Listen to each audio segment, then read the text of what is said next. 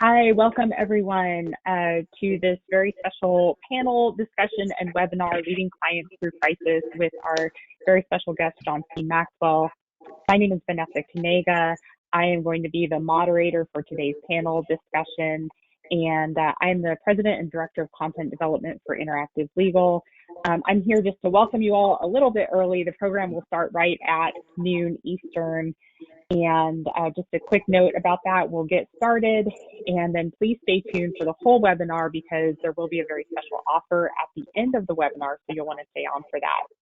Right now, as we wait in the last few minutes before the webinar begins, I am joined, I'm fortunate to be joined by Jonathan Blattmachr, who is one of my mentors, and also one of the co-founders of the company that I work for, Interactive Legal. He's also our editor-in-chief, a former partner at Milbank in New York, and a principal of Pioneer Wealth Partners. And Jonathan, thanks for joining us today.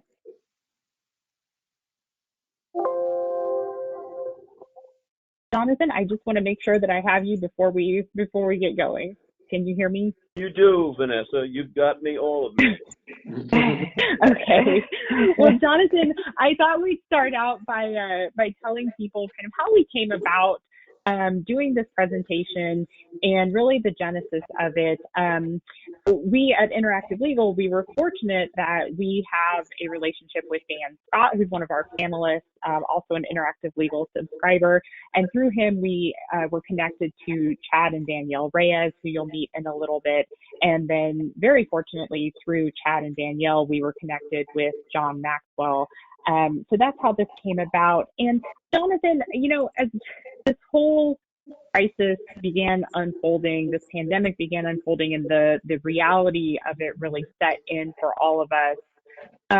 You and I had a discussion with other members of our team, and I know that you were the first one really to say, we need to take this opportunity, we need to use this time to reach out to people, and not just our Interactive Legal subscribers, but other people that are within our reach, and provide resources and guidance and encouragement to help them through this time and help lead them through this time.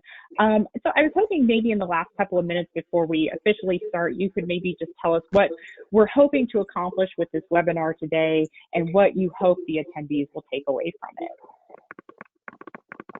Well, thank you, Vanessa. I'm one of those who believes that, ours is the greatest country on earth because we were the first large democracy in the world, and it was a government of laws rather than men. And the role of lawyers in the United States is enormous. And whether you're conservative or liberal, it doesn't matter. The law is really what makes our country so great. And you can argue up and down about that, but the role of lawyers is just phenomenal. When I began to practice, there were only 150,000 lawyers in the United States, but still we represented 80% of all the lawyers in the world. And our role as lawyers is enormous. I mean, when you take a look at the people in the Congress and at state legislatures, the plurality is always lawyers. It really is. And, our laws work to allow commerce to go. And what I wanted to do was to not only tell lawyers how critically important they are to the nation and critically important to their clients, but how critically important they are to the entire legal profession. And what we're trying to do is to put you in a position to allow you to do the best you can, not just for your clients, but for your firm and, for the entire industry. Indeed, as many of you have probably seen, the legal industry is now suffering. There are a number of firms, including some really large firms, who have laid off a number of people, and a number have cut the salaries they're paying to lawyers and the staff by more than 20%. What I think we're going to try to do is to tell you how you can be a leader. Lawyers are the leaders in this country, and I want us to continue to be that way. And I want us to be able to do it in the best possible way we can. And that's what I view is the main purpose of this webinar. All right. Well, thank you, Jonathan. I think I just want to say from all of us at Interactive Legal, and I know this whole panel that's joining us today, that one of the main reasons that we decided to go through with this when Chad and Dan and I started discussing it was that we could tell how genuine they were about wanting to help. And I know how genuine Jonathan is, and hopefully you could hear that as well. And so it was really just that everybody on this panel today has their heart in the right place in doing this and wanting to try to make some difference in the world and what we're facing right now. So with that, it's noon, and we will go ahead and officially get started. For those of you just joining us, I was just having a little discussion with one of our panelists, Jonathan Blattmachr, who will join us back in the panel discussion a little bit later on. So as I mentioned right before we started, I'm Vanessa Kanaga. I am the President and Director of Content Development for Interactive Legal. I'll be serving as the moderator of today's panel discussion.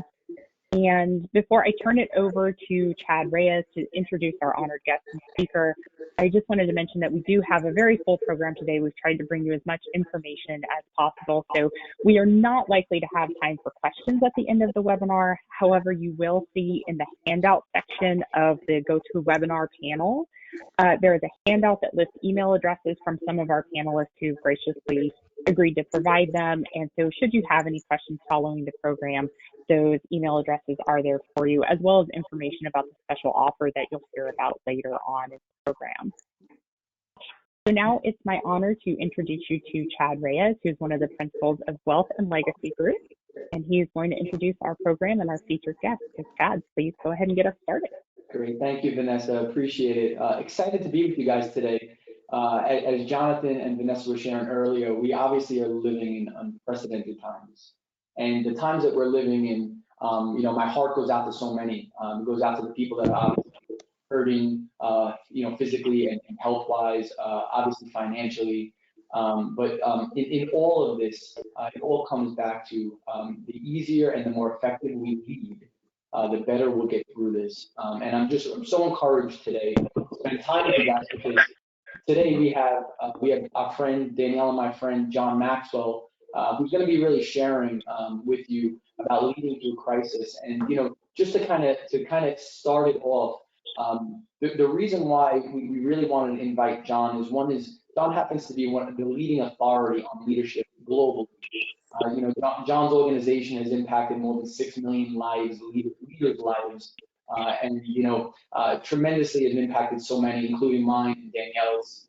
And we're really excited to be with you today, because many of you that are on this call are trust and estate attorneys, accountants, wealth managers, family office professionals, other advisors that serve families.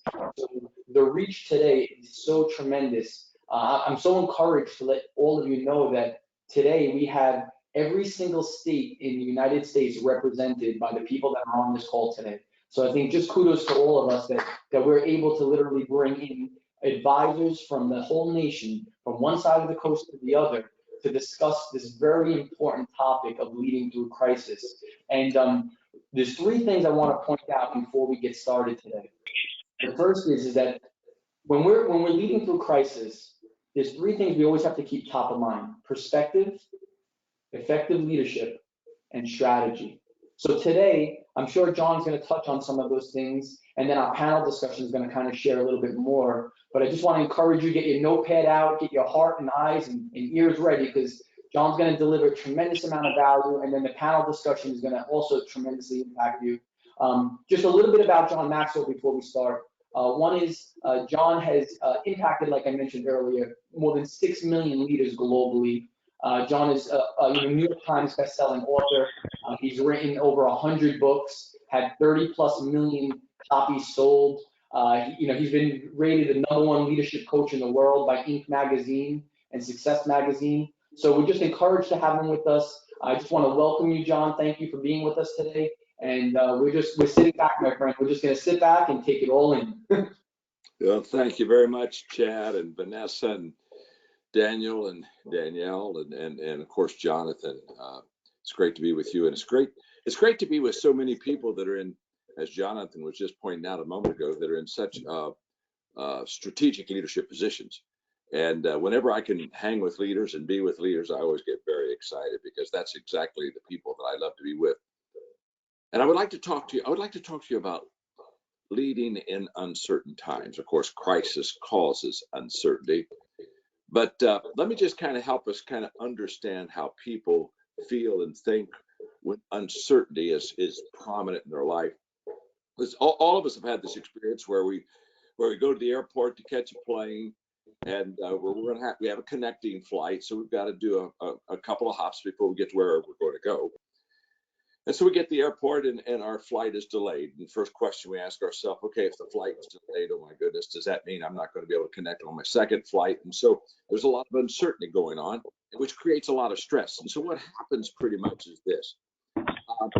We're just kind of emotionally juggling, kind of trying to figure out if we're going to be able to make our flight. And let's just say, for example, that, after a period of time, we discover that our flight is going to be real late and we're not going to make our connecting flight.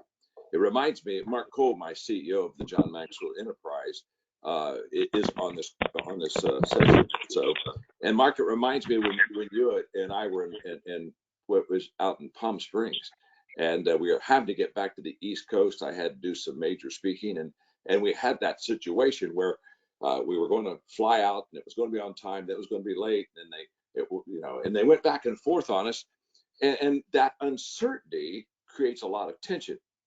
And honestly, when they finally just say to us, "Look, your flight's going to be canceled," well, the moment they say something like that, we say, "Okay, now I can go prepare. I can go see what I can do."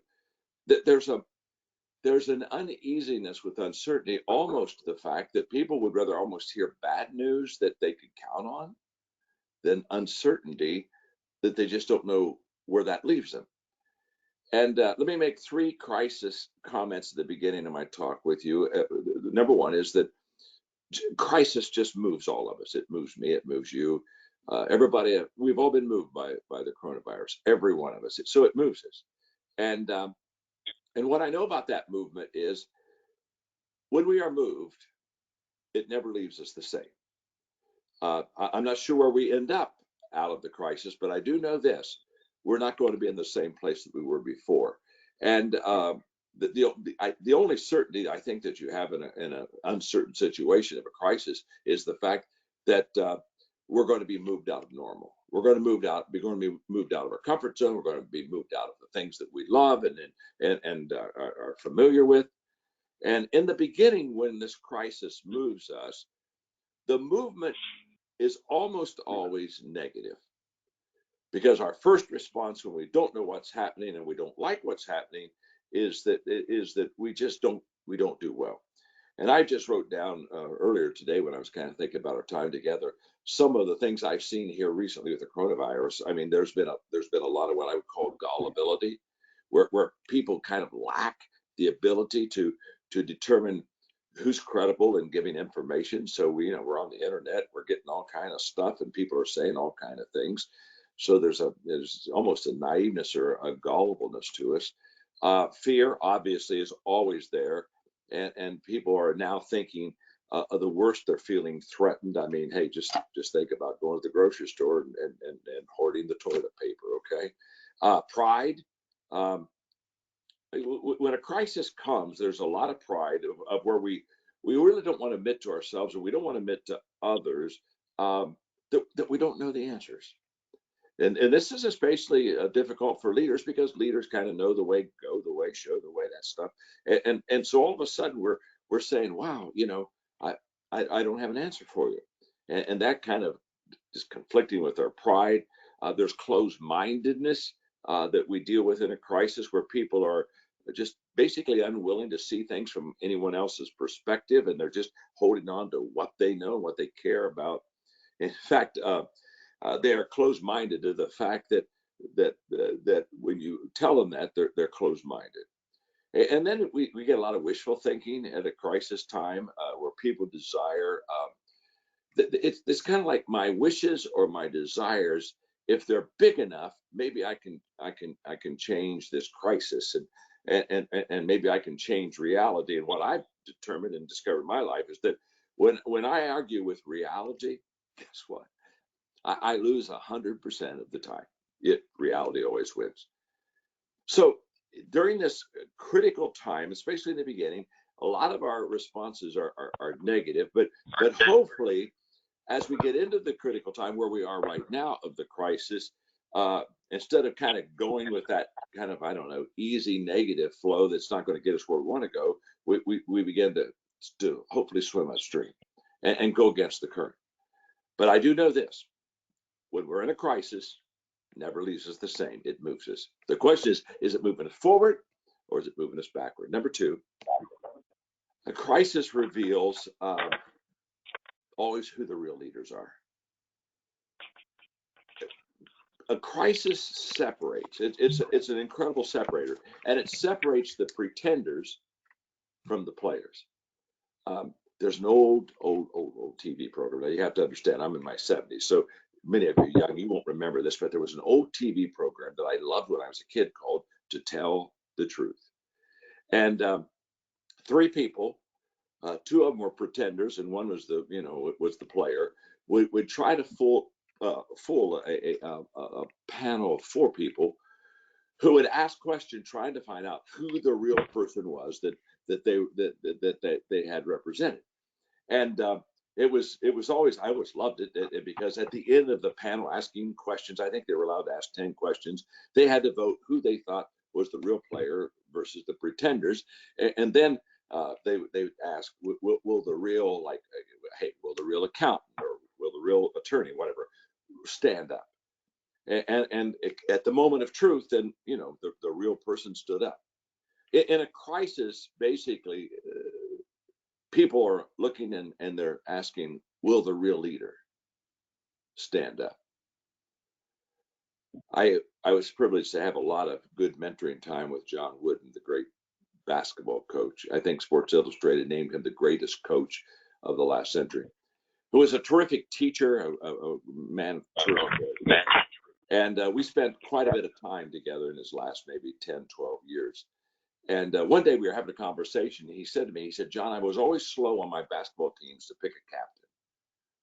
He said, I really didn't pick a captain until I watched all my players have game experience, because he said, I didn't want to choose the leader of our team until I watched them in a pressure situation. He said, I wanted to see in the last 2 to 3 minutes of the game, when the game was tight, what player on my squad was wanting the ball. They wanted to take it in their hands and hopefully deliver a victory for us. He said there are some players who want the ball and there are some players who hide from the ball. And he said I had to determine as the coach who wanted the ball. In other words, he was saying, would the real leader just stand up? I just got to see you in a tough situation to find out if you're a real leader or not. And then the third thing about a crisis is that it tests us always. Our competence as leaders. All of us are tested about our leadership competence, and the whole issue there is that crisis brings continual change. Now, just a second. The lights in my office just went off because they're automatic. If I don't move around my office every once in a while, they do that. So give me 5 seconds, maybe 7. Okay.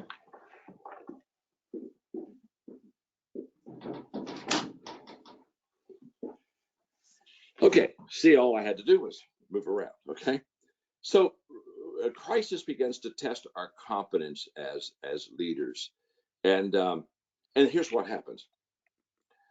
With uncertainty and a lot of change happening, the leaders that do the best are the ones who have the ability to be agile. They have the ability to adjust. They have the ability to go to a plan B because perhaps plan A isn't going to work. I wrote a book a couple of years ago called Leader Shift. And the whole thesis of the book is that the great leaders, they read the situation and they respond accordingly. And that therefore they're the first ones to seize the moment, because they're not stuck into a plan as much as they're constantly, they're working their plan, but they're doing more than working their plan. They're always adjusting, knowing that that's the way life is. Well, in a crisis, that adjustment becomes much greater because the changes are much faster.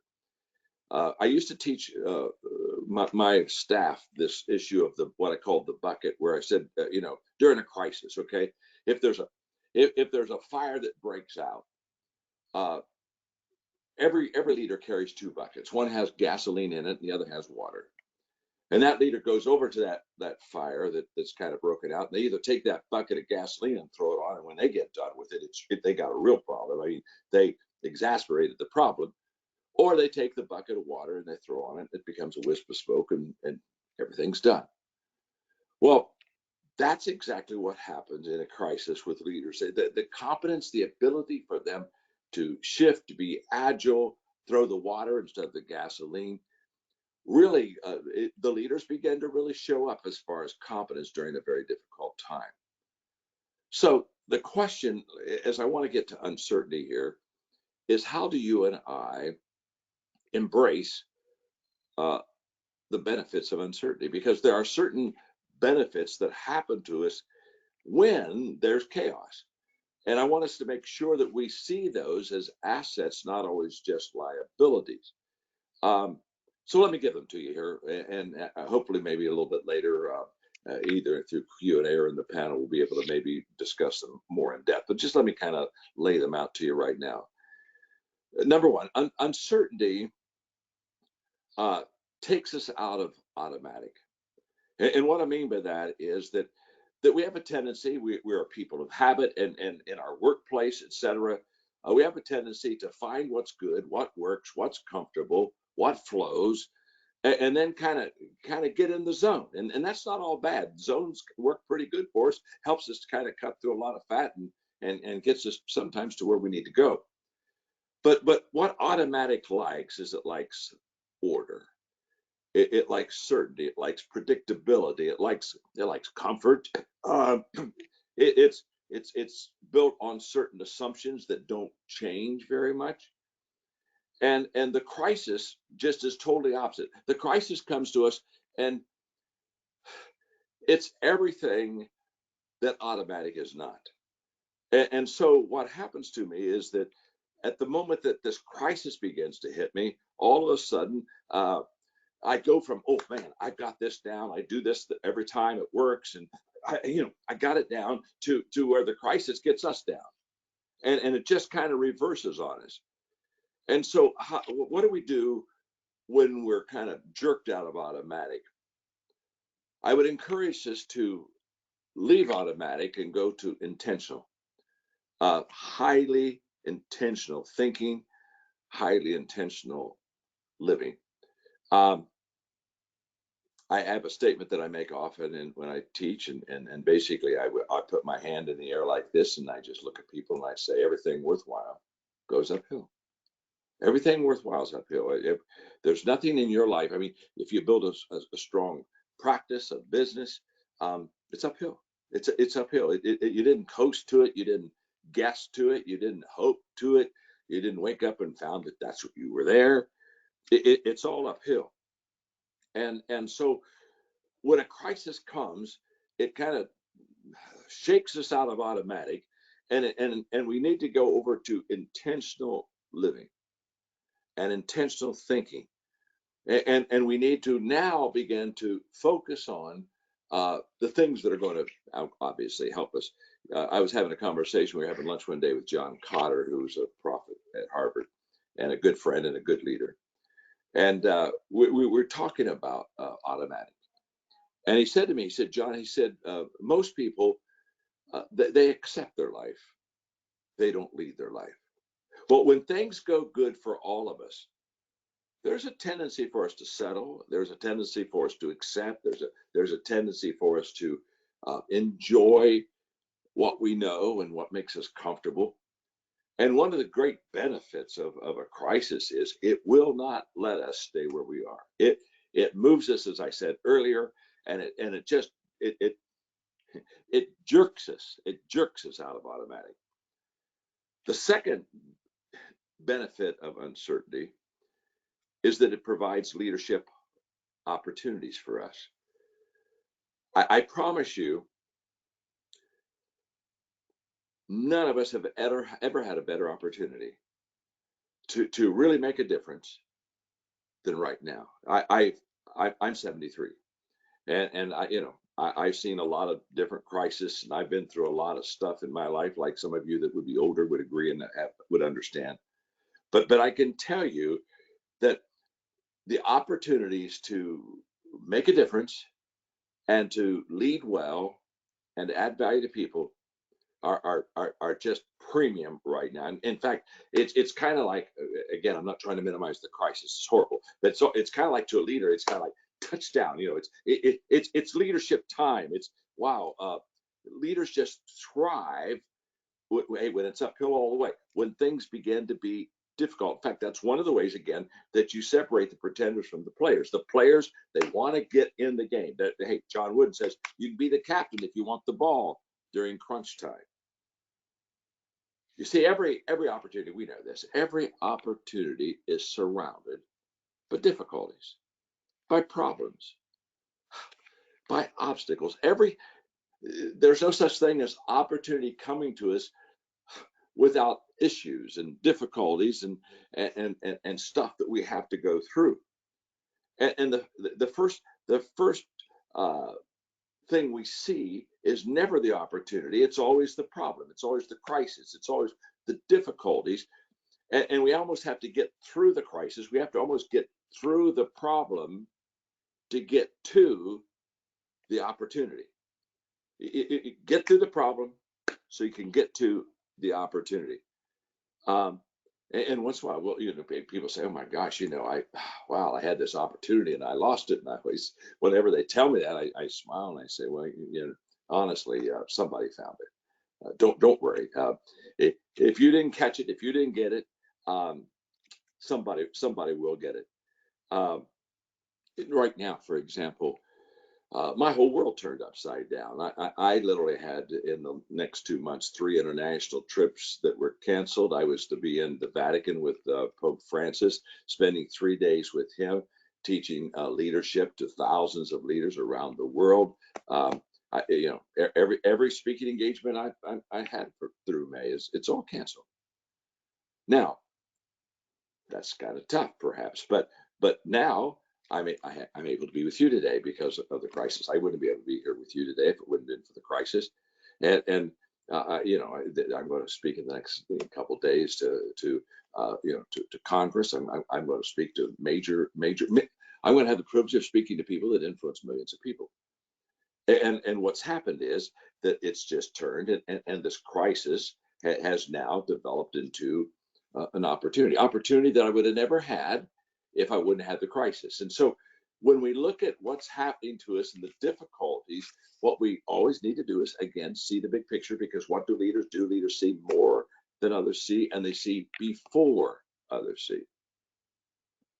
By the way, when I started off as a leader, when I was young, you didn't have to see before others would see. You just had to see more. You just had to have the big picture.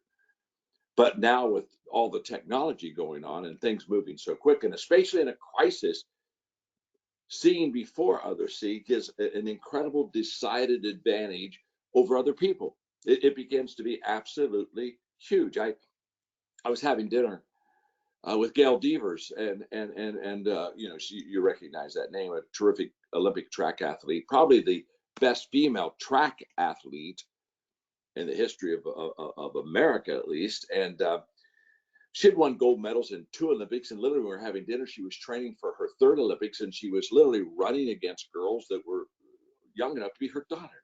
Amazing athlete. So we had a leadership evening together, her and her husband. She had a little girl with her, and had a wonderful talk. And so I thought I'd have some fun with her at the end. I said, "Gail, you do understand.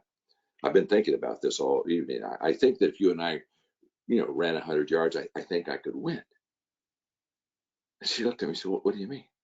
I said, "Well, what I mean is I think if you and I ran 100-yard dash race, I think I could win." She looked at her husband and he was to the left of her. She said, "Did you hear him?" It's inconceivable to her that this fat old man could look at her and say, "I think I could win, a 100-yard race with you." And so I could see this competitiveness in her body just rising up. And finally, I could tell she was ready to take off her high heels, take me out in front of the restaurant. We're going to run a block. and I was going to eat dust. And so I said, yeah, before we do this, I said, I really thought this through. I said, I believe I could, if you and I raced, I think that I could win if you gave me an 80-yard head start. As soon as I talked about the 80-yard head start, she started laughing. Said, well, of course, the 80-yard head start. By the way, I really wanted to say 70, but I wasn't sure I could win a 70. With 70-yard advantage, I wasn't sure. But 80, this fat boy could roll across the line before she got there. I knew that. Now, it's a very simple principle, and then I move on in the teaching, but it's a very simple principle. The fastest person doesn't win the race. It's the one who got started first. That's the way it's always been. And in a crisis, the ability to see it and get started is huge. But so many people don't get started because they're so stumped by the difficulties and the adversity and the problems that they get wrapped up in that, and they fail to see the possibilities in that crisis. Now, number 3, uncertainty keeps us focused on today. One of the things that we all are dealing with as leaders in this coronavirus crisis is the fact that we don't know. We don't know. I read leadership every day, and last night I read 18 articles on leading, basically during this very difficult time. There's only one common strength through all of it: uncertainty. We just don't know. We have people saying by the end of April, it'll be slowing down, and in June we're going to get started. We have people saying, no, this is going to last through the end of the year. There's a lot of uncertainty. See what happens in a crisis, and when we don't know answers tomorrow, then we begin to look for answers today. See, it's not clear about what's going to happen tomorrow, but it does get fairly clear on what's going to happen today. I mean, you and I can't Google COVID-19 and ask, when will you be over? And Mark Cole, again, who's with me on this call, when Mark and I were discussing all of our companies and what we need to do, I said, well, it's very simple, Mark. Again, we have to take care of our people. We have to take care of our clients. We have to take care of ourselves. And let's just be real clear. And hey, we do that every day. And the question every evening we should be asking ourselves as leaders is a very simple question, and that is, wow, did I lead well today? Did I live well today? Because wow, everything else is moving on us. But what we do know is we have the moment right now. Everything has changed. Everything has changed.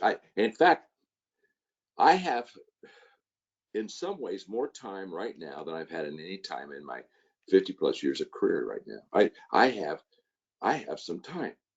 And the question is, what do I do with that gift of time? Do I maximize it by, every day we're either preparing or repairing. So, and I'm only repairing if I didn't do yesterday right. So I got to go back and fix it. But if I'm preparing correctly, John Wooden again said, when opportunity comes, it's too late to prepare.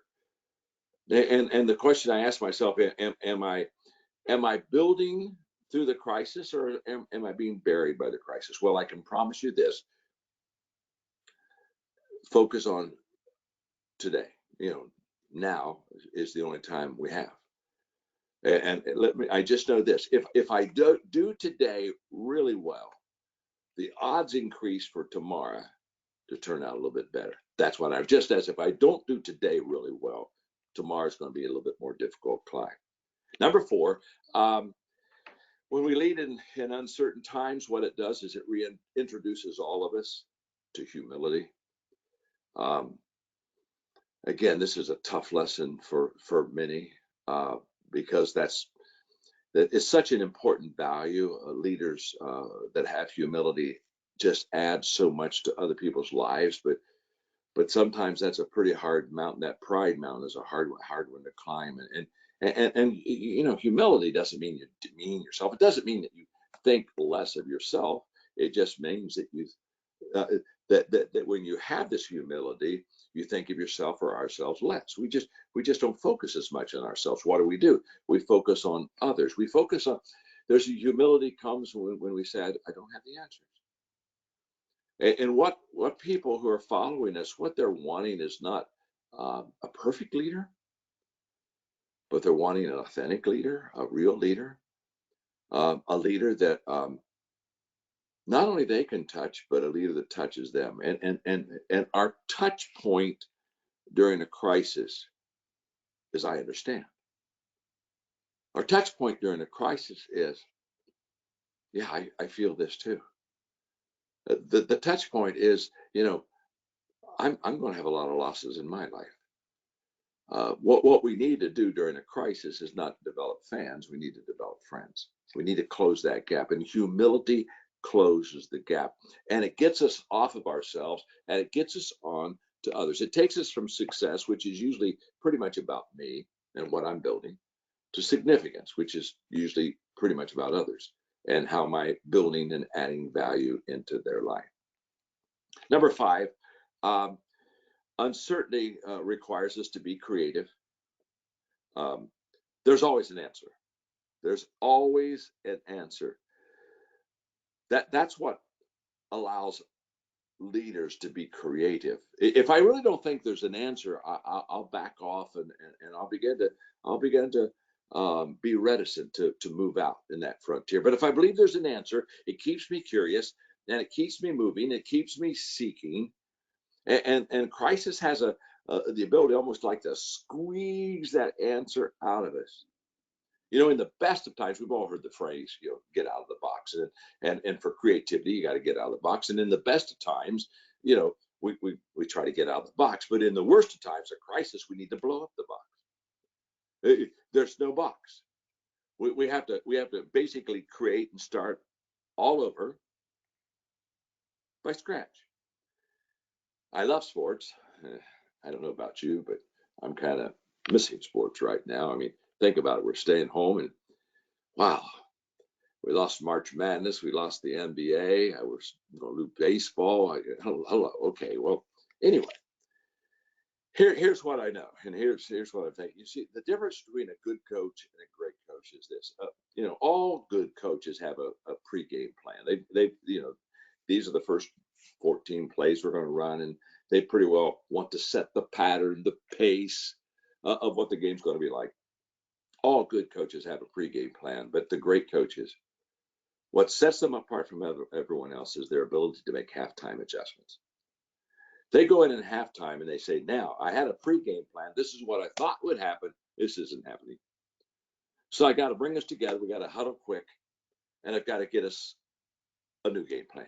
I've got to make some major adjustments, and the great coaches have the ability to do that. Well, we're right now, all of us are at halftime, and we're having to make all kind of adjustments that we would have never imagined just a few weeks ago.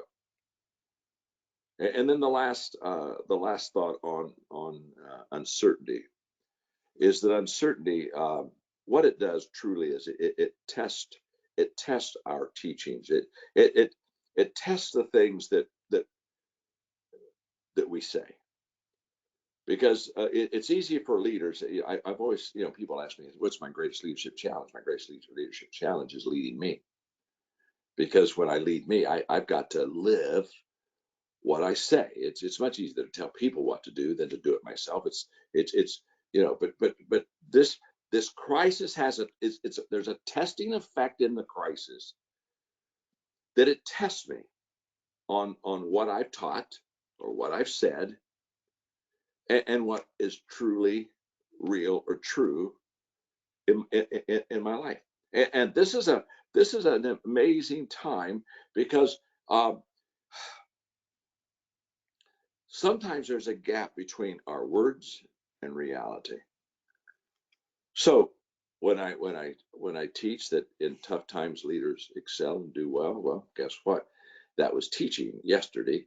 It's living today. And you see, there's no playbook for a free fall. There's no playbook for a crisis, as far as we just don't go to some manual and say, okay, these are the 5 things that we do. So as I kind of if I can have 5 more minutes, I'm just wrapping this up. What do we as leaders have to offer our people during a crisis time, during a time of uncertainty? What can I hand to you and say, okay, this will help? Well, I've got a list here. Let me just kind of walk through it very, very quickly. Number one is a good example. It's just a good example. People do what people see. People don't do what they hear. They don't even do what they know, but they do what they see. Stanford research, 89% of all the things that we know and learn, we saw visually. And that's where the leader has to be that example. And the example, by the way, I think the challenge in being the example right now is very simple. We have to make hope compatible with realism. And it is, by the way, you know, when James Stockstill, the admiral, was a prisoner of war during Vietnam, he was the highest ranking prisoner. When he came through that horrible ordeal, in his interview, it's called the Stockstill Paradox, he was asked the question, talk about the prisoners who survived and made it like you, and talk about the prisoners who didn't survive. And he said something very interesting. He said, the prisoners that didn't survive had optimism that was not balanced at all with reality. They would just say, you know, I think that by Thanksgiving, we'll be rescued and delivered. And well, it didn't happen. Well, I think by Christmas, and wow, shoot, I think by Easter. Well, certainly. And they kept putting these timelines of optimism that weren't being met. And he said, after a while, they gave up. And he said, what I did is I constantly said 2 things. One, this is not fun. This is not good. I don't have a clue when it's going to end, but I do know this: I will survive. So he said, I had a foundation of reality, and on that reality, I put my hope and my faith and my positivity. But I never lost the reality picture. I always kept it there, which was the tension I needed to help me through the problem. The second thing I would say that we need to give our people is just grace and compassion. In other words, give everybody a break. Here's what I know about crisis, and here's what I know about stress.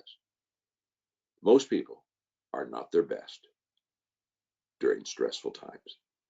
They just aren't. So what does that mean as a leader? What that means is I'm going to see my people doing some stupid, silly things. And I'm going to kind of keep the standard with them and say, wait a minute, you're not measuring up, or else I'm just, during this time, I'm just going to be compassionate and caring and give you grace. Number 3, I think our people, they need from us thoughtfulness. And I put thoughtfulness in the realm of consideration. I want to walk slowly through the crowd. I want to hear all the voices. I want to ask the questions. I want opinions. I want perspectives. I want to think on those things. I want to meditate on those things. I want them to know that I'm listening and filtering it all through my huge leadership lens. You know, reflection takes experience and turns it into insight. And during a crisis, that's a reflection is not a big thing with most people, but it's so huge. Thoughtfulness, we need to provide that, give that to our people. Number 4, we need to provide, I think, patience and calm. Everyone is adjusting, and emotions are very unstable. And again, just like people don't do their best in stress, I'll tell you what, people don't do their best in adjusting either. And so they're looking at us as leaders, and they're looking for signals. They're looking for signals. My friend Alan Malawi, who was at Ford Motor Company when they were having their major difficulties, and it literally took them out of a huge hole and brought him back to some incredible health. He's an incredible leader himself.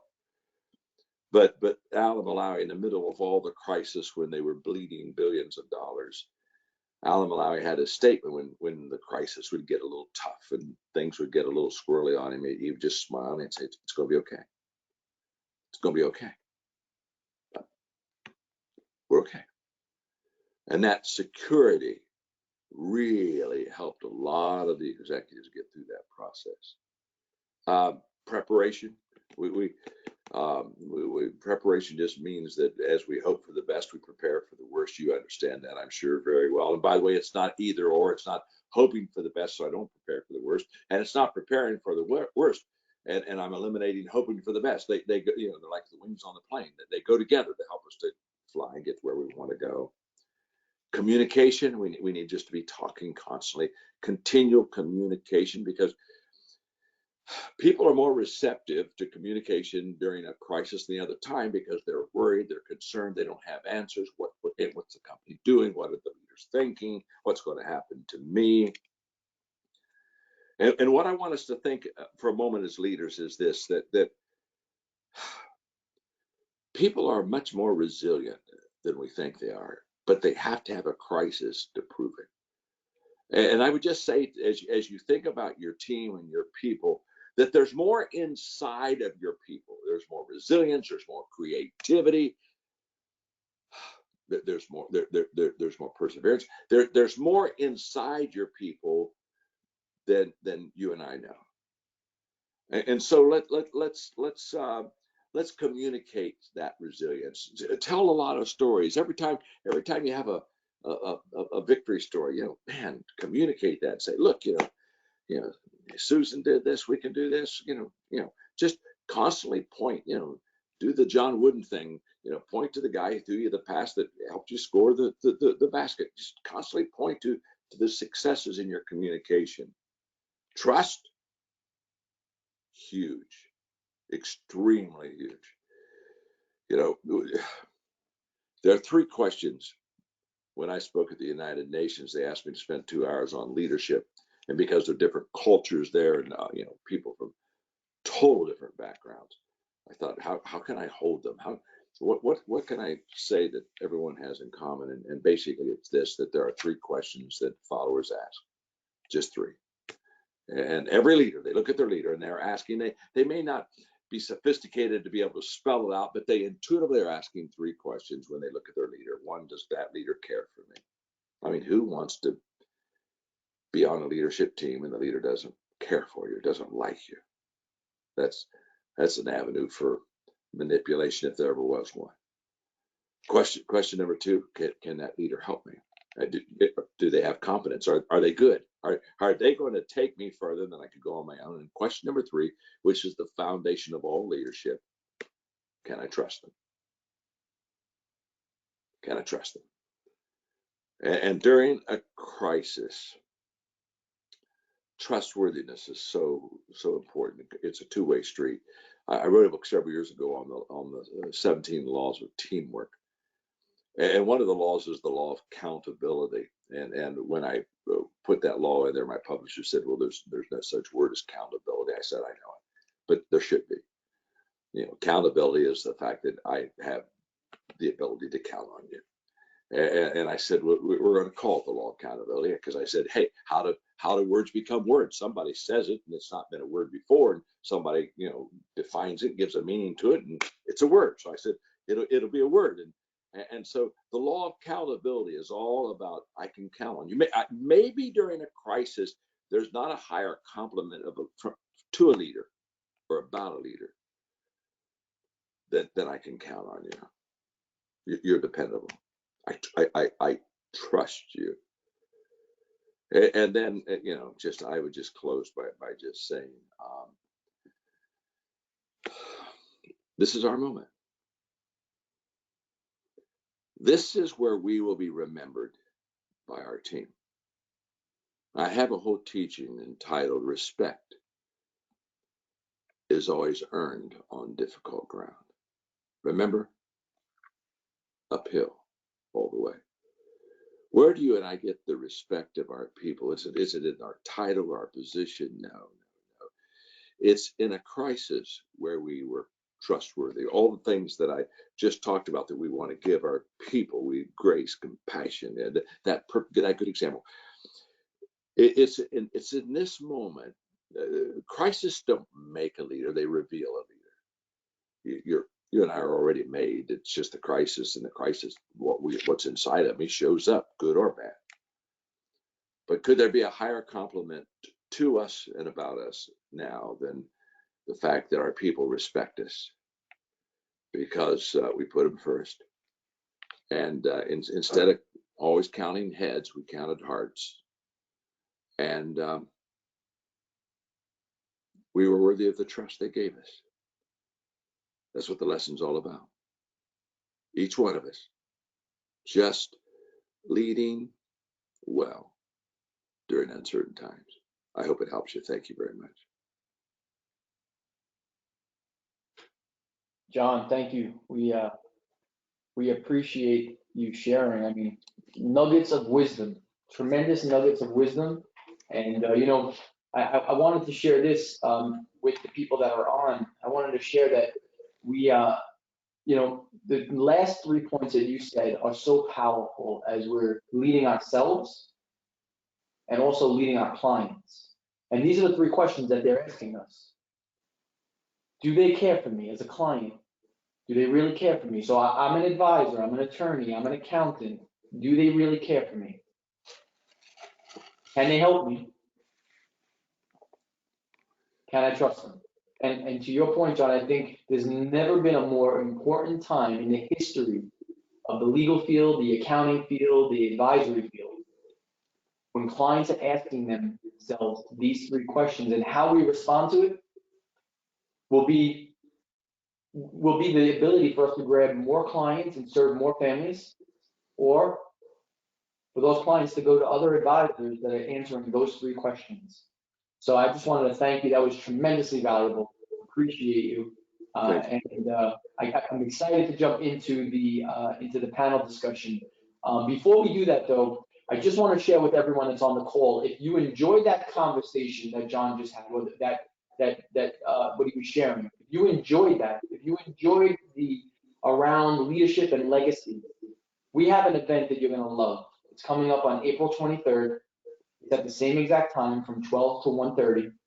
And we're going to be inviting advisors like you to join us in a conversation around legacy, to how to be intentional, how to impact families.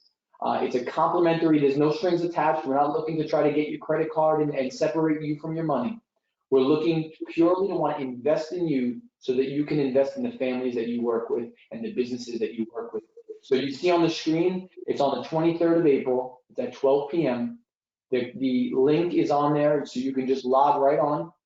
You can go in after this and log in. It's going to be a limited amount of advisors that we're working with, totally complimentary. We're not looking for anything other than wanting to invest in you and your clients that you have. So excited to share. Dan, I don't know if there's anything you wanted to share before we jump into the panel discussion and Vanessa jumps on.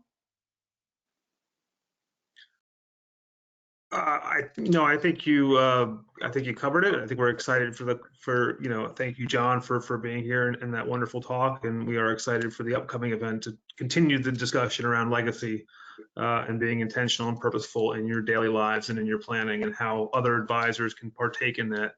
And the opportunity here is what we're trying to do is really grow a community of like-minded, legacy-minded leadership professionals who want to have a conversation around best practices and coming together as a community.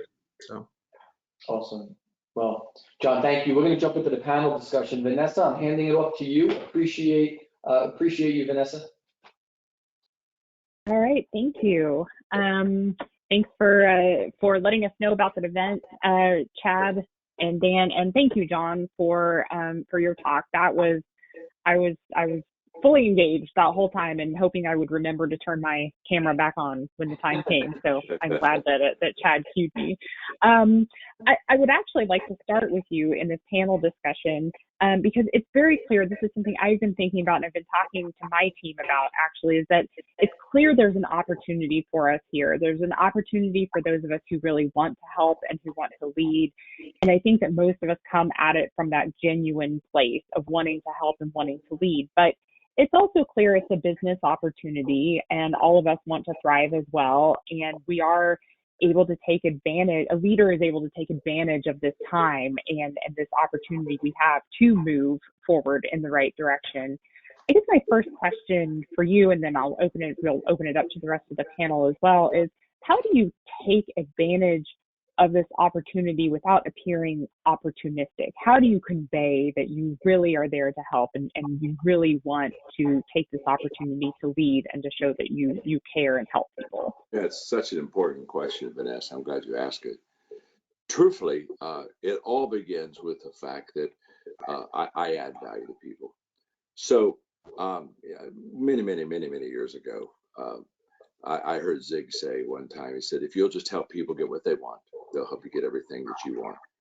And we have the largest coaching company in the world. We have 33,000 coaches in 160 some countries. And I tell our sales team, I said, we don't sell anything. We just add value to people.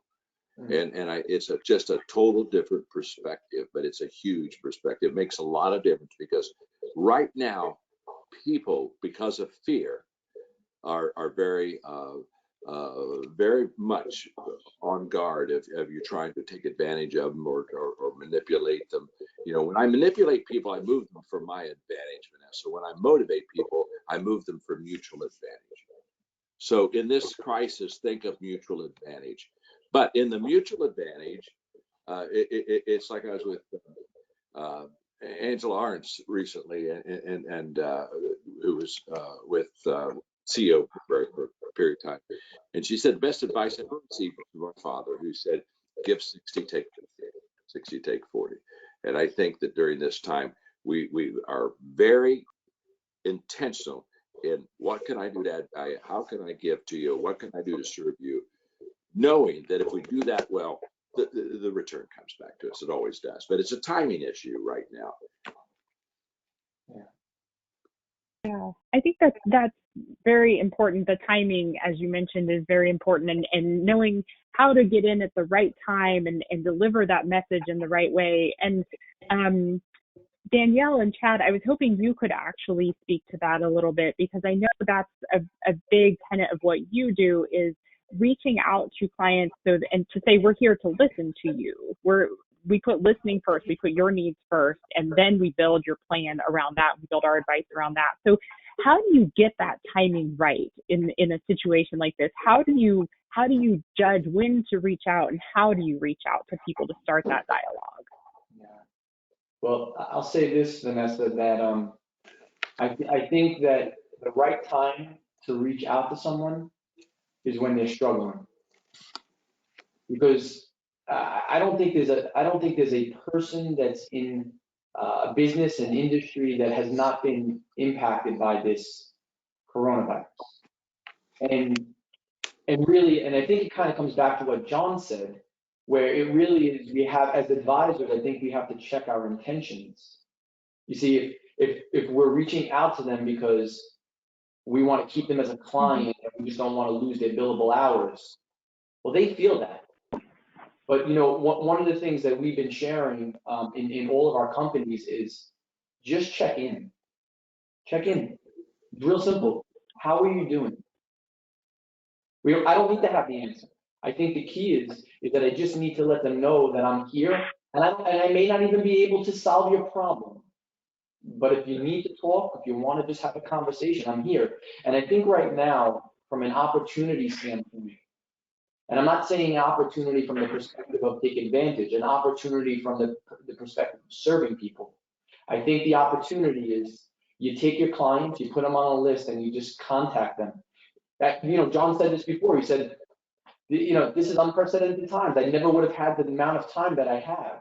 Well, for advisors in this situation, you may never have this time again either.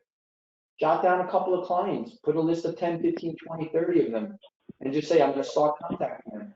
Hey, Mr. Jones, just wanted to check in on you. I promise you, there's no other reason other than, how is your family doing? How's your business? I think that's the key, Vanessa. I think it's not doing anything other than really caring for the people that you work with.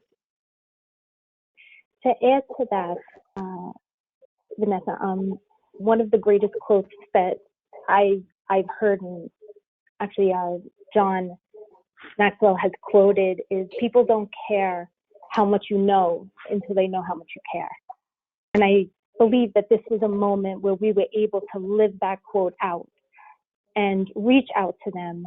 We put a list together, us and our team, and we reached out to our clients with the intention to just hear how they were doing. We all call ourselves trusted advisors. I think this is the moment that we get to act out, are we their trusted advisor? Can they trust us? Do we really care? It's not about, our services or what we can do for them, but, do we genuinely care? Can we walk through this crisis with them? How can we continue to help them through this crisis without, being attached to what we may receive back from them? And I heard another quote. It was Magic Johnson said, "When we face crisis, you know who your real friends are." I want to change the friends, and John spoke on that as well, but I want to change the friends to also, you know who your trusted advisors are, right? They have a lot of people around them. Who are the ones reaching out to them? Who are the ones that really care about them? And who, Vanessa, you had mentioned, listen. Who are the ones that are really listening to them, putting our stuff aside and really being there to support them and walk. And I don't know if we know the right moment for that or the right timing. I think it's just reaching out in the time that we do have today. And I'm sure that. Yeah, I just want to add I'm sorry. Go ahead. That I think she said it perfectly. I think on top of that is we really need to actually care about our clients. Right. Because if we don't care about them, then they're just pawns, so we can get what we need. And and this time, people are so much savvier than we give them credit for. People are so savvy; they have an intuitiveness inside of them that understands when someone's authentic or not. And as an advisor, just reach out authentically. If there's anything I can say is authenticity will trump anything you're going to do. And you don't need to know all the answers. You don't need to, they may have had a death in their family. You can't solve that. Mm-hmm. As a trusted advisor, you maybe need to be there just to hear them. So just wanted to share on that. Yeah, if I could just jump in. We've used the phrase trusted advisor several times. And I think this is also an opportunity to, evaluate what that means and what is the role of a trusted advisor. I always joke with clients and my colleagues that at the end of the day, I see every advisor's role as essentially the same. And that really comes down to helping our clients in their pursuit of happiness and human fulfillment. If you're not working towards that, then what is the point? And whether or not if I'm saving you estate taxes or I'm increasing your bank account, why does that matter if it's not propelling you towards happiness and human fulfillment? So coming back and taking this as an opportunity to evaluate what really matters in terms of advising clients, I think is incredibly important. And it's an interesting time to talk about words like happiness because there are studies being done around those, and overwhelmingly the answers point to that happiness is achieved through the sense of living a purposeful life. And so coming back to being a trusted advisor again, in trying to help my clients along in their pursuit of happiness and human fulfillment, we need to look at that as helping them find purpose in sense, or live a purposeful life in some sense. The rest of it doesn't matter, right? If I'm wealthy or not, but I don't have purpose, I'm not going to have happiness and fulfillment. So taking this as an opportunity to focus on what matters and reevaluate our role as advisors, I think, is incredibly important. Well, and I'm glad that you brought that up, Dan, because that was going to be sort of what I wanted to pivot a little bit and talk to you and Jonathan Blattmachr about, who I have to say is not able to join us by video, but hopefully we still have him by phone. I wanted to talk to you about the role that you see for estate planners in advising and leading through this, and specifically estate planning attorneys. And I think you just really touched on that, Dan, that your role is really the same. The type of planning that you might do is different, but your role is really the same, to reach out and say, how can I help you? How can I get you where you want to go? Jonathan, is there anything you'd like to add to that? Sure, Vanessa, thank you for calling on me. One of the things I think we have to realize is that people right now, even if they're as rich as John Maxwell, may feel financially vulnerable at this time. And I think a mistake is to push clients to give away property because it may be the most efficient thing you can do from an estate planning perspective. Now, I've spent my career, fortunately, representing people of enormous wealth. And I can tell you back in prior times, like in the late 80s, when the stock market went to hell in a handbasket, just as bad as it's been recently here, that pushing clients to do fancy estate tax planning is not a very good idea. The one thing that you might be able to interest them in is some sort of income tax planning, because avoiding income tax is a form of building wealth, because you divert money that otherwise would go to the government back to you or your family. So that's one of the things you can do. But if I were still in practice, the thing that I would focus on with clients today are things that are very personal with them, like making sure they have a will which reflects their wishes. And you have a healthcare proxy, you have a power of attorney, you have a living will, you have to have a do not resuscitate order if that's what they want. Focusing on those things, I think, show to the client that you really care about them as a person. And of course, when you get into the will or doing irrevocable trust, something will come up about estate planning, obviously. But I think if you really want to get the client in a better place, focusing on income tax planning, which is a form, again, of building wealth to make them feel more or less vulnerable financially, is something that needs to be considered. Well, and to that point, I think this is absolutely right. I love the idea of reaching out and checking in and saying, how are you? Because to me, what that's doing is that's inviting the client to reach out to you when it's the right time for them, right? So it kind of removes that timing issue. You're saying, how are you doing? And when it's the right time, they can come back to you and reach out to you. But there is a time, and what we do as advisors, we have knowledge and skills as professionals that it's almost a responsibility of ours to share. And like Jonathan just shared about income tax planning, that this may be a good time to do it and it may be really advantageous to clients. How do you shift into that mode of when do you get to the point of saying, okay, now here are some really technical, maybe the hard aspects of estate planning. How do you shift into that mode of talking about those hard aspects of planning, financial planning, or estate planning? So Vanessa, can I take that question for a moment?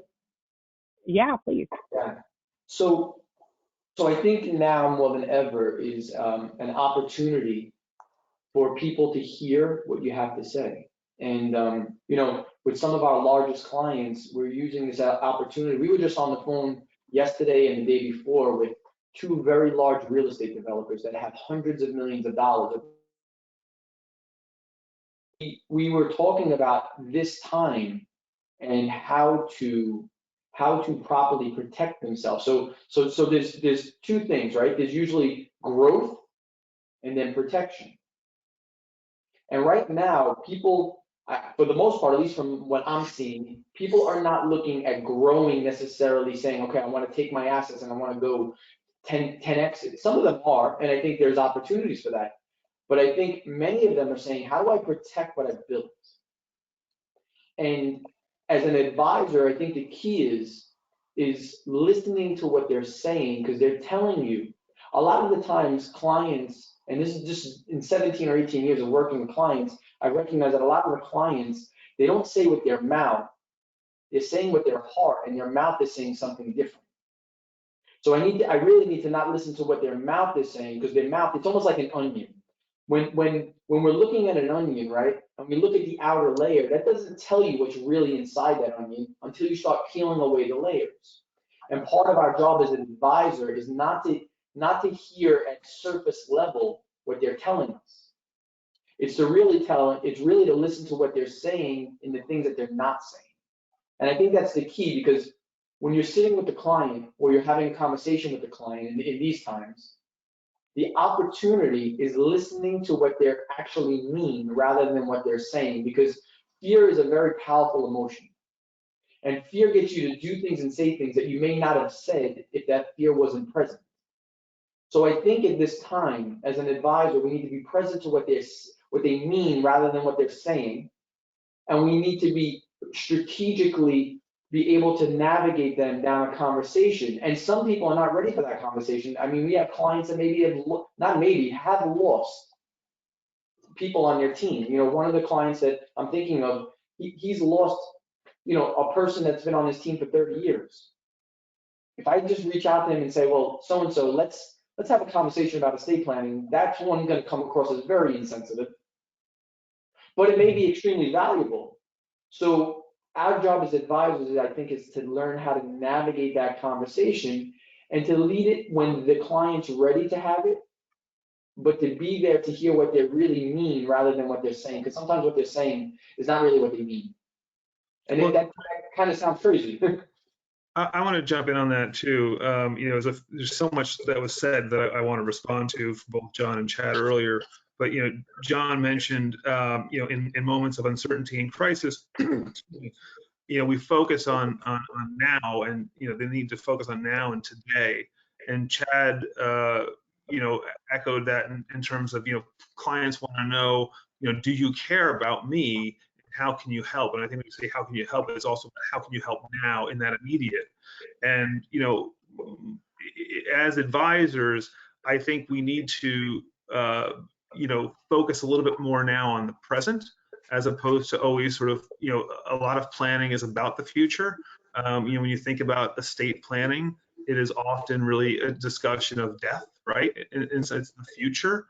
And if we adjust that to you know, focus on again the me, do you care about me, the individual, the human versus the estate, which is just the assets. If we can adjust our perspective, really our advisory comes back to the human and the now, and the idea that, you know, and that, to me, that the word that echoes that is legacy, right? A legacy is someone's life purpose and meaning. And so, you know, if we can get clients to understand that, you know, the legacy you live now is the legacy you will leave.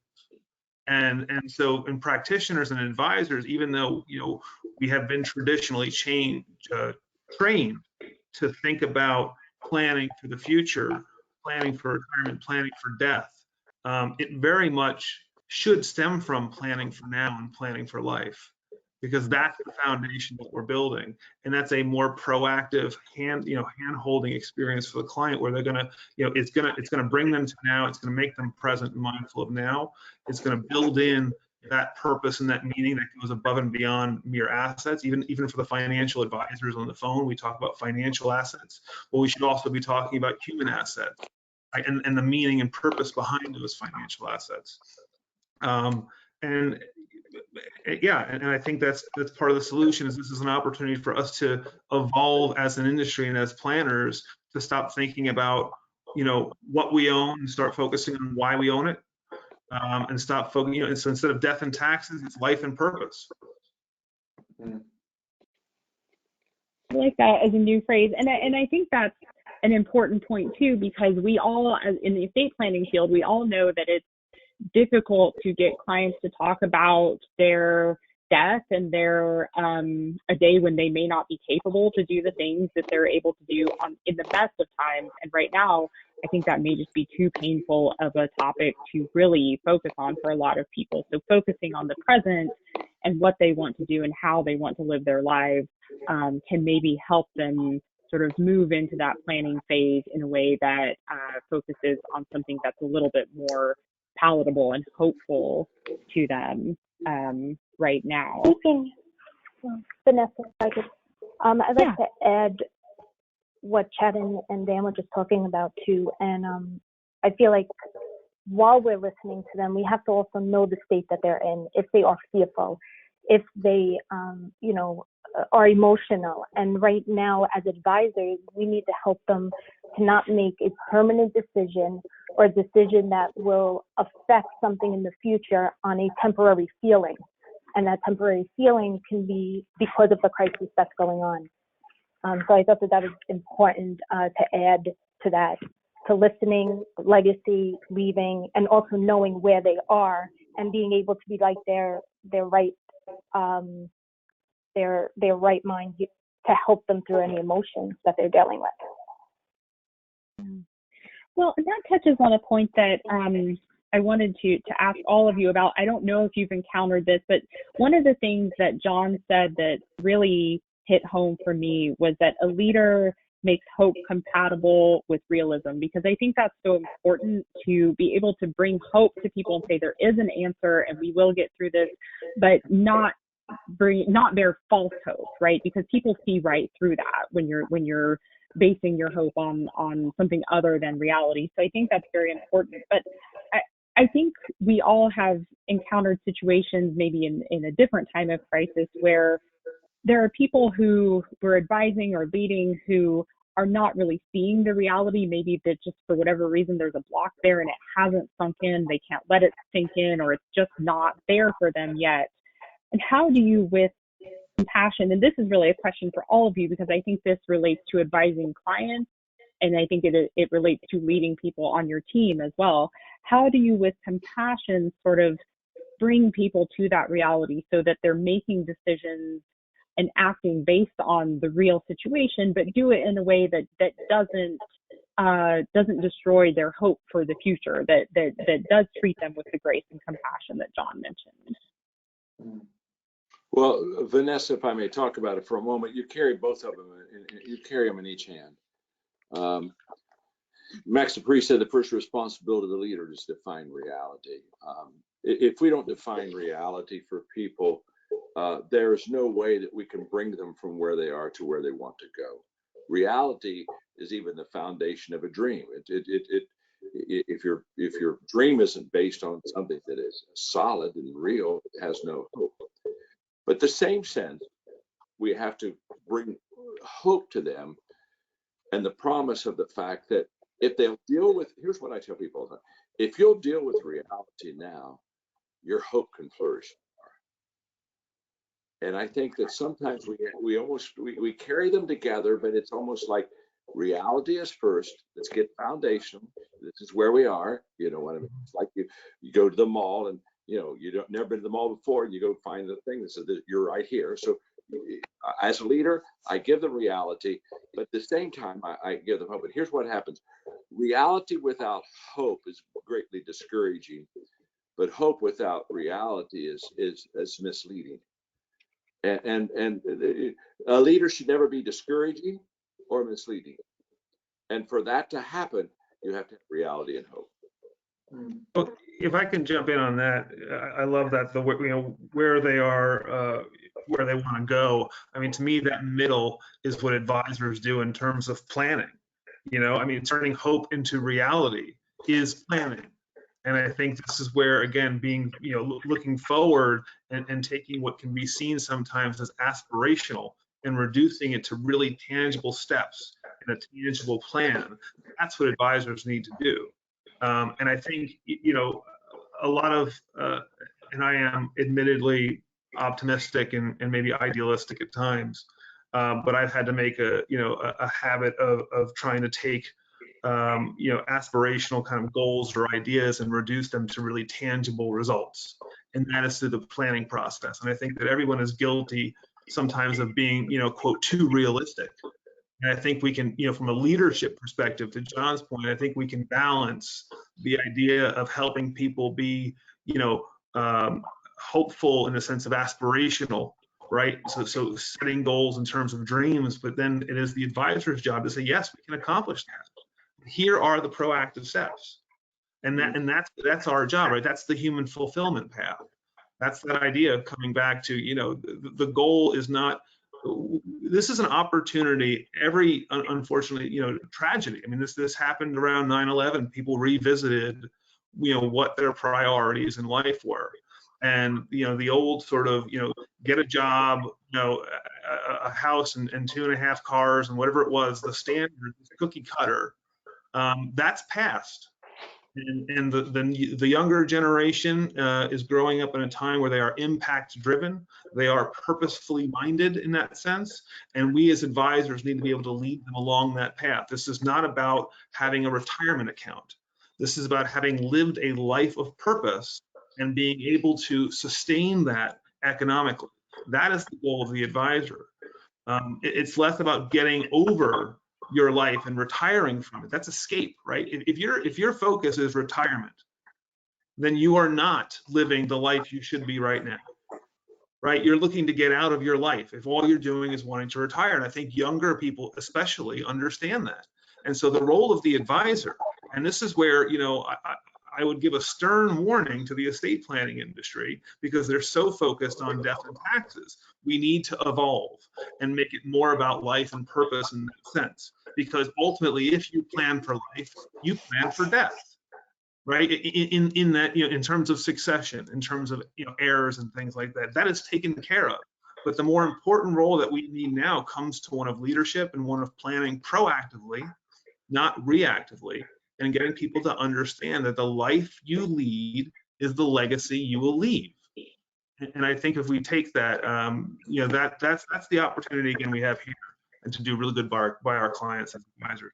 Vanessa, I want to share that through this dealing with reality and stuff, Danielle and I and our companies have been sharing this, and I shared earlier when we first started, there's really 3 things we need to be thinking about. The first is, and I'm gonna unpack it just a little bit more. It's emotional and psychological perspective, because what we perceive is how we handle things. So from an emotional and a psychological perspective, I think we need to recognize what's happening as advisors, what's happening to our businesses, emotionally and psychologically, because the better we are at perceiving what's happening and what's happening to our clients, then we can respond to it instead of just react to it, right? So the first is respond, it's emotional and psychological perspective. I believe the second part is effective leadership. So effective leadership is not being ignorant to the facts of the circumstances that are occurring. Effective leadership is recognizing what's happening and then saying, okay, based off of what I see happening, I'm going to make different decisions, which leads me then to my third point. My third point is that as advisors, if we have to deal with reality, then we also need to have an effective strategy. I see advisors, I see families, I see businesses, and they may do 2 out of the 3 well, but if we're going to get through this well, we're really going to get through this and really be there for the families that we serve, we really need to do all 3 of them well. We have to have a really good perspective. We need to be very effective in our leadership. John alluded to that earlier, how important it is to communicate, how important it is to really increase trust.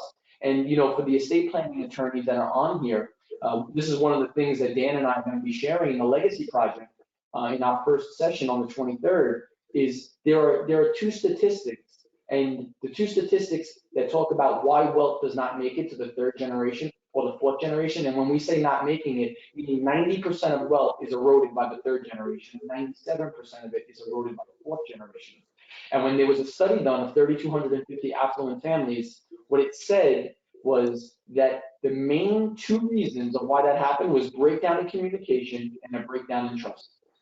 So if we really look at it, our job as leaders is perspective through this crisis, effective leadership, and the last one is strategy. And I don't think it's just strategy being coming up with a game plan. I mean, it's effective strategy. How do we actually accomplish it?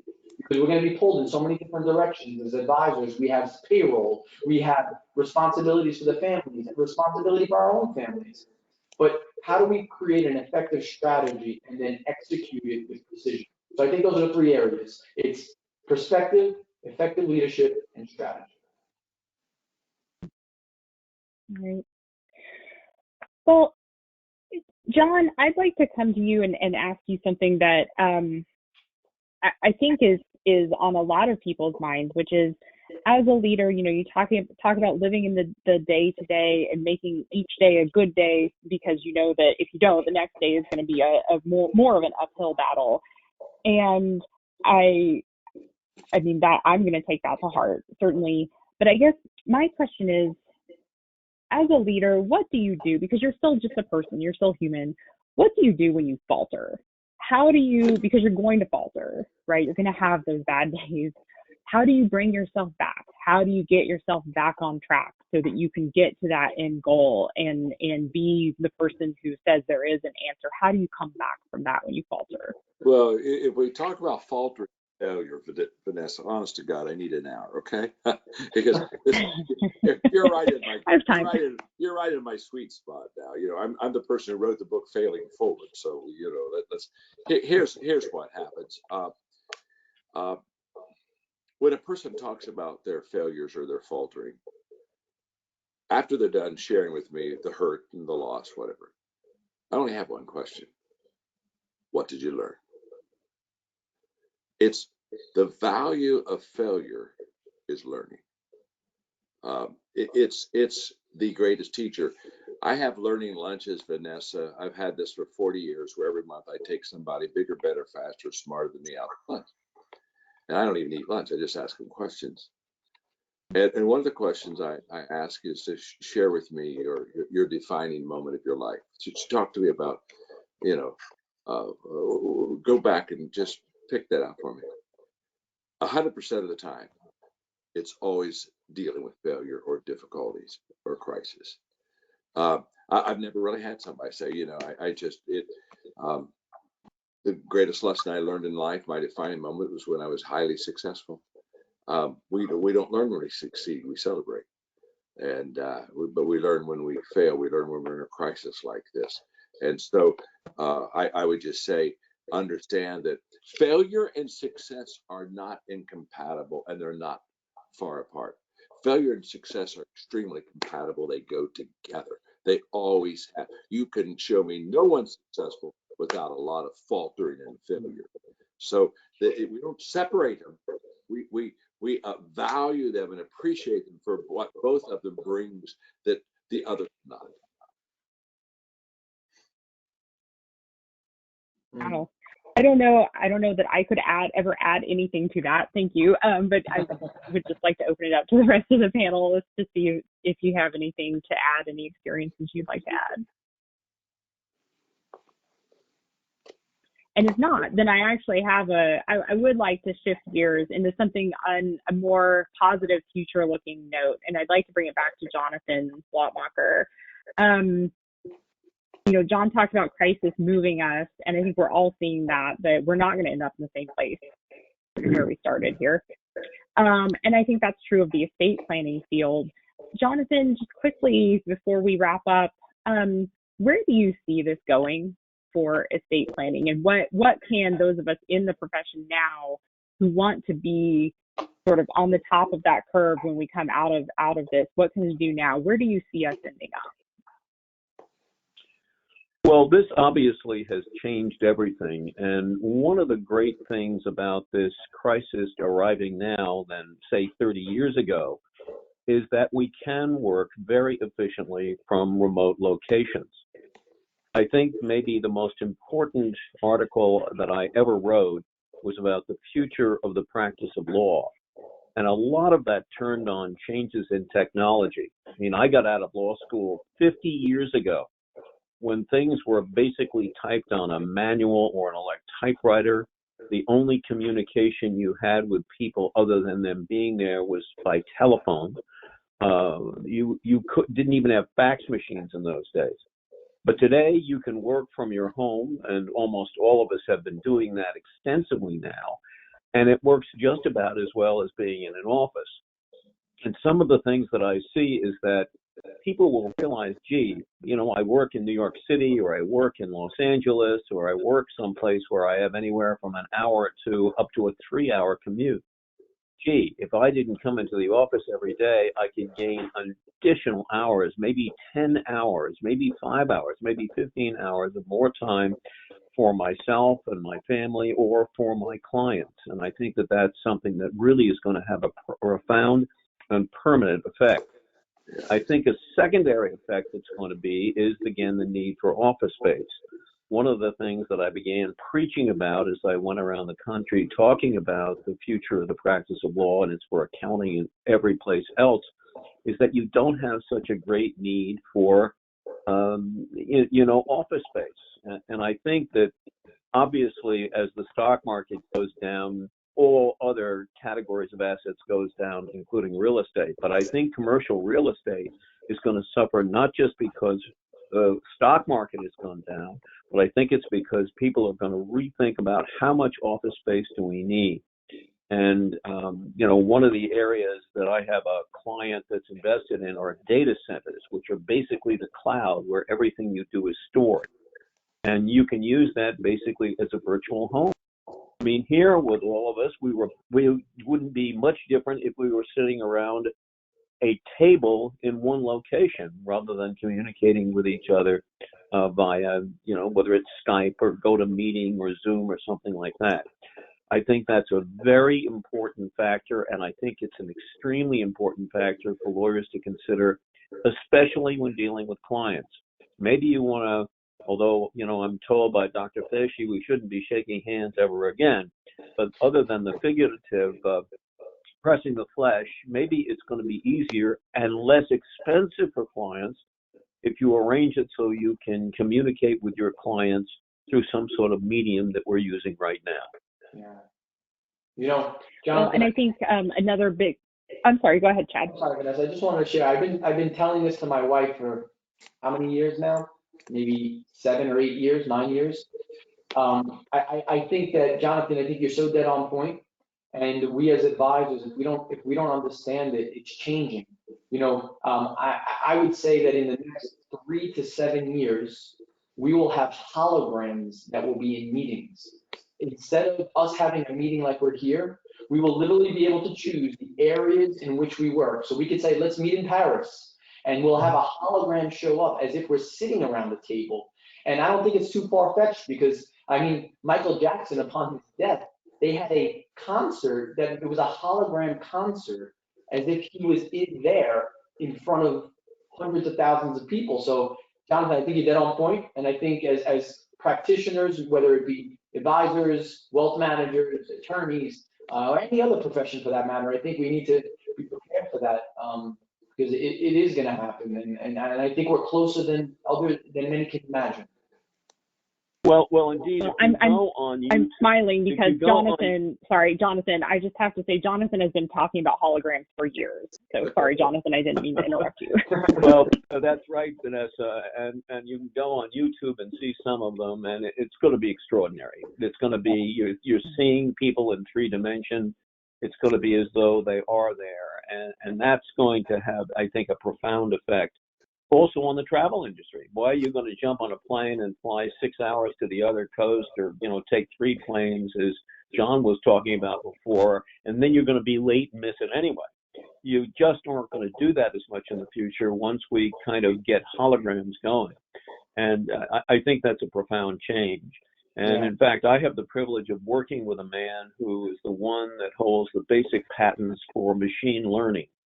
And I can tell you that one of the most profound changes in everybody's life is going to be the advance of artificial superintelligence.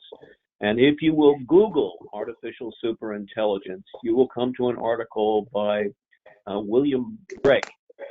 And when you read just the first paragraph, you're going to say, well, if this is true, it's going to change everything in the world. And that is true. It is going to change everything in the world.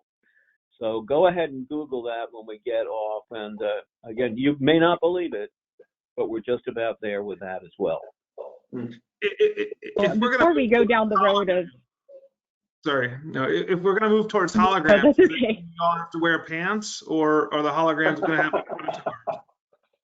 the pants are going to have to come back on, I think, when the holograms happen. So... Right.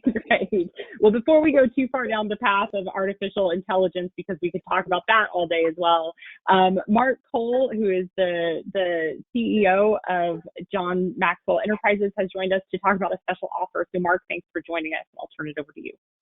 Yeah, thanks, Vanessa. And actually, I've had the privilege of being on the entire call, and from John to Jonathan to everybody that shared. As a business leader, it's been really impacting for me. So thank you. And thanks to this industry. It struck me as I was listening in today, that if the healthcare professionals in the food supply chain is the front line today, tomorrow when we get through the health crisis, the people that's going to be on the front line is the financial advisors and the legal advisors for us to get back on track. And so I'm here today first to thank you in advance that very quickly you're going to be accelerated to the front line, and we all need you. We need your advice. We need your input. So thank you. Real quickly, I'm going to take 2 minutes because I love Chad and Danielle, Dan, loving you guys. But John challenged me when he agreed to do this time with you, that I want to do it, Mark. It's a group of people that I want to be speaking to in this time of crisis. But he said, Mark, I don't just do events. So make sure you put something together that we can put in everyone's hands once we're done with this 90-minute event. Now, I've got to tell you, Chad and Dan's given you something for April, I think it's the 23rd. You guys are going to do something incredible. I hope you all join that. But what John and our team wanted to do for you today, completely free, is we wanted to give you, you see this on your screen, a kit that we've put together of John's teachings that will be a leader's guide to turning adversity into advantage. Now, this is 5 video sessions, high premium content that John has done on leading through crisis, but turning advantage, getting advantage from adversity. He's also done 5 audio lessons. So this is 10 teachings with the guides, the fill in the blank guides that will help you not only learn yourself, but to teach your clients and to teach your team. It's normally $299 is what we sell it for. But John challenged me, and we agree that in this time we need to be adding value to you as you add value to others. Now, we believe it's so good, you'll come back and let us help you with other things, but that's later. For now, we really do want to just add value to you. So you'll see again on your screen, go to johnmaxwell.com/legacy, and you will be able to get this all to you, for your clients, and for your team. And on behalf of John Maxwell, thank you. We hope we add value to you. Mark, thank you so much. Well, I just want to thank everyone for joining us today. It was such a pleasure to spend time with you. John, you've been such a blessing to us. Appreciate your wisdom and just wanting to spend time with us. Dan, Vanessa, Danielle, Mark, and Jonathan. I'm really hoping that people take us up on that option for the Legacy Project. I think it's a game changer. It's going to be Dan, myself, and Jonathan Blattmachr facilitating this conversation. So if you're excited to hear, if you liked some of the stuff that you heard today, I think you're going to love it again. And then obviously, like Mark said, this is an opportunity for us and the Maxwell Company, John Maxwell Company, to invest in you in the future. So take us up on it. There's no other there's no hidden tricks here. It's just we want to invest in you. They wanted to invest in you. So have a great day. God bless you guys. We're excited to spend the last 90 minutes with you. Bye-bye. Thank you all. Take care. Bye-bye.